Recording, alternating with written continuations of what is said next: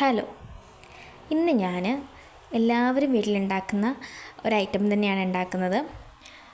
അത് എൻ്റേതായ രീതിയിൽ എങ്ങനെയാണ് ഞാൻ ഉണ്ടാക്കുന്നതെന്ന് കാണിച്ചു തരാം. അപ്പം ആദ്യം തന്നെ ഞാൻ അരിപ്പൊടി കുറച്ച് ഉപ്പിട്ട് ചൂടുവെള്ളത്തിലൊന്ന് കുഴച്ചെടുക്കുന്നുണ്ട്. അതിനുശേഷം ഞാൻ നെയ്യ് ഒഴിച്ച് അതിലേക്ക് അണ്ടിപ്പരിപ്പ് ഒന്ന് റോസ്റ്റ് ചെയ്തെടുക്കുന്നുണ്ട്.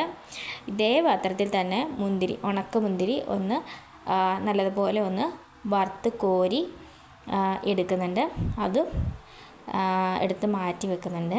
അതിന് ശേഷം നമ്മൾ കുഴച്ച് വെച്ചിരിക്കുന്ന മാവ് അത് ഒന്ന് ഉരുളകളാക്കി അത്യാവശ്യം ഒരു വലിപ്പത്തിൽ ഒന്ന് ഉരുളകളാക്കി എടുത്ത് ഇങ്ങനെ സെപ്പറേറ്റാക്കി മാറ്റി വെക്കുന്നുണ്ട്.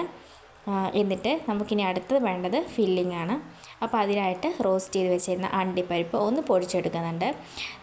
ഫില്ലിങ്ങിനായിട്ട് ഞാനിവിടെ എടുക്കുന്നത് തേങ്ങ, മുന്തിരി, അണ്ടിപ്പരിപ്പ് അത് പൊടിച്ചത്, പഞ്ചസാര എടുക്കുന്നുണ്ട്. നിങ്ങൾക്ക് വേണമെങ്കിൽ പഞ്ചസാരയ്ക്ക് പകരം ശർക്കര ഉപയോഗിക്കാവുന്നതാണ്. ഞാനിപ്പം പഞ്ചസാരയാണ് എടുത്തിരിക്കുന്നത്. പിന്നെ വേണമെങ്കിൽ ഇതിലേക്ക്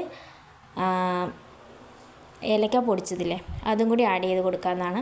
അപ്പോൾ ഇതെല്ലാം ഒന്ന് മിക്സ് ചെയ്തതിന് ശേഷം നമ്മൾ ഉരുളകളാക്കി വെച്ചിരിക്കുന്നത് എടുത്ത് അതിൻ്റെ ഉള്ളിലേക്ക് ഈ മിക്സ് എല്ലാം കൂടി ഒന്ന് ആഡ് ചെയ്ത് കൊടുത്ത് വീണ്ടും അത് ഉരുളകളാക്കിയിട്ട് സെറ്റ് ചെയ്തെടുക്കാവുന്നതാണ്. അപ്പോൾ ഇങ്ങനെ എല്ലാതും ഇങ്ങനെ ചെയ്ത് കൊടുക്കുക.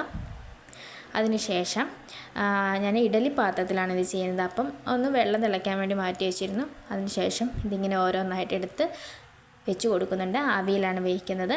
അപ്പോൾ ഒരു ഭംഗിക്ക് വേണ്ടി ഞാൻ മുന്തിരി അതിൻ്റെ മുകളിൽ ഇങ്ങനെ സെറ്റ് ചെയ്ത് കൊടുത്തിട്ടുണ്ട്.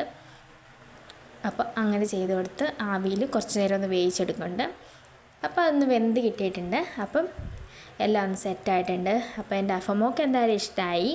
നിങ്ങളൊന്ന് ട്രൈ ചെയ്ത് നോക്കാം കേട്ടോ. അപ്പോൾ ഓക്കെ, നെക്സ്റ്റ് വീഡിയോ കാണാം. ബൈ.